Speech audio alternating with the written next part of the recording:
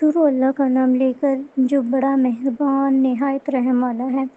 اے نبی، ہم نے تم پر قرآن اس لیے نازل نہیں کیا کہ مشقت میں پڑ جاؤ، مگر ہر اس شخص کی نصیحت کے لیے نازل کیا جو خوف رکھتا ہے۔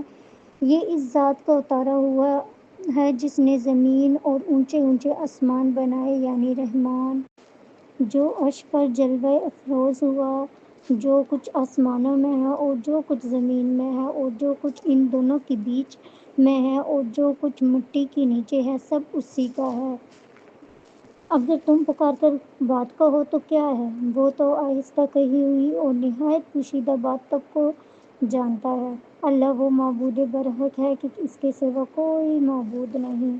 اس کے سب نام اچھے ہیں۔ اور کیا تمہیں موسیٰ کے حال کی خبر ملی ہے؟ جب انہوں نے آگ دیکھی تو اپنے گھر والوں سے کہا کہ تم یہاں ٹھہرو، میں نے آگ دیکھی ہے، میں وہاں جاتا ہوں، شاید اس میں سے میں تمہارے پاس انگارہ لاؤں یا آگ کے اس مقام سے اپنا رستہ معلوم کر سکوں۔ پھر جب وہ وہاں پہنچے تو آواز آئی کہ اے موسیٰ، میں تمہارا پروردگار ہوں۔ تو اپنے جوتے اتار دو، تم یہاں پاک میدان یعنی دعا میں ہو اور میں نے تم کو منتخب کر لیا ہے۔ تو جو حکم دیا جائے اسے سنو۔ بے شک میں ہی اللہ ہوں، میرے سوا کوئی معبود نہیں۔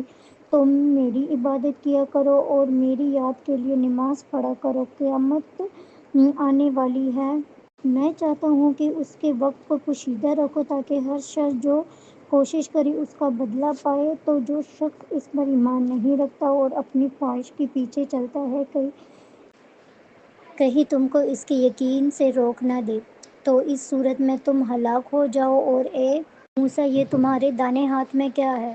انہوں نے کہا، یہ میری لاٹھی ہے، اس پر میں ٹیک لگاتا ہوں اور اس سے اپنی بکری کے لیے پتے جھاڑتا ہوں اور اس میں میرے اور بھی کئی فائدے ہیں۔ فرمایا کہ موسیٰ اسے زمین پر ڈال دو۔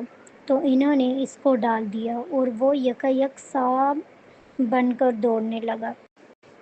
فرمایا کہ اسے پکڑ لو اور ڈرنا مت، ہم اس کو ابھی اس کی پہلی حالت پر لوٹا دیں گے۔ اور اپنا ہاتھ اپنی بغل میں دبا لو کہ وہ کسی عیب و بیماری کے بغیر سفید چمکتا دمکتا نکلے گا۔